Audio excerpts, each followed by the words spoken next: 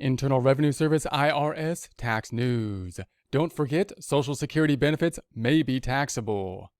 Tax tip 2020-76, June 25th, 2020. Taxpayers receiving Social Security benefits may have to pay federal income tax on a portion of those benefits. So if you're receiving Social Security benefits, you get Social Security, then the question is, well, do I have to include those in taxes? Obviously, you'd rather not, because if it's not required to be included, then you'd rather not, because if it's income to you, you'd have to report it as income and then possibly be paying taxes on it.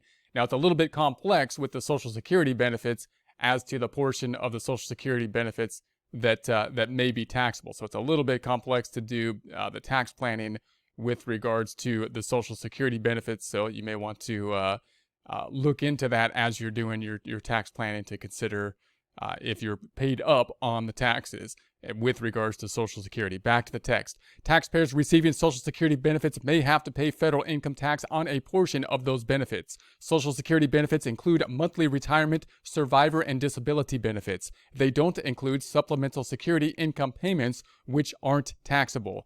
The portion of benefits that are taxable depends on the taxpayer's income and filing status. So it's going to depend, of course, on the income and filing status. You can have some kind of phase-out process in on it. Obviously, as your income goes up, more likely that a larger portion of the Social Security and benefits will be taxable at that time. Back to the text. To find out if their benefits are taxable, taxpayers should take 1/2 of the Social Security money they collected during the year and add it to other income.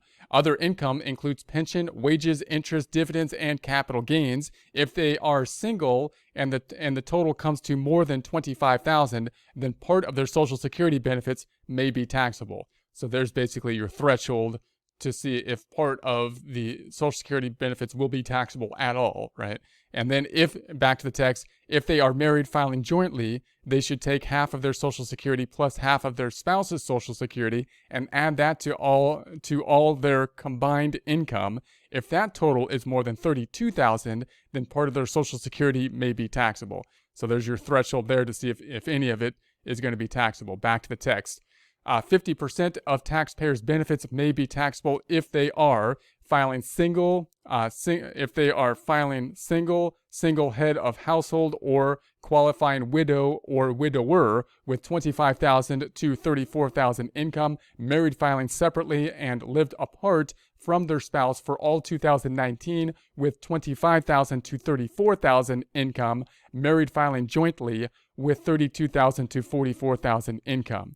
So up to 85% of the taxpayer's benefits may be taxable if they are, and this is basically the upper limit.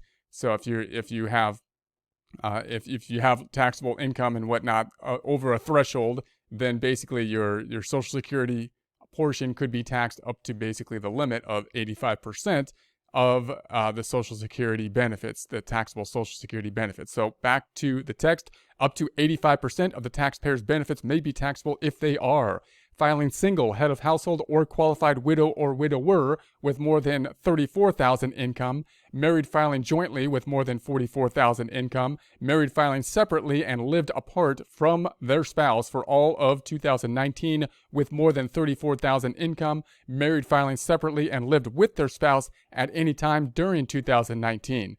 The interactive tax assistance on irs.gov can help taxpayers answer questions. Are my Social Security's or railroad retirement benefits taxable? You can also try using the IRS tax estimator calculation estimator tool to see if you need estimated payments, which is basically a tool that's kind of like a projection type of tool. So you may be able to check that tool out. It's a free tool to see the taxable portion of the Social Security might be useful in that as well. So another component or another tool you can look into. Back to the text.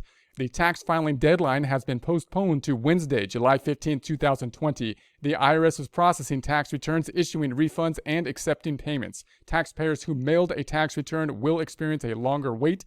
Again, they're really pushing on not mailing the tax return. They've been doing that for a long time, but I think they're going to be pushing on it even harder now with the social distancing and whatnot. So if you want to get the thing processed quicker, if you're getting a refund, then you probably want to do the electronic filing and possibly the deposit. If you owe money, maybe you want to give it to them by paper or something. But in any case, back to the text. There's no need to mail a second tax return or call the IRS. More information can be found below on the Social Security Income, Publication 915, Social Security and Equivalent Railroad Retirement Benefits, and there'll be a link to this in the description.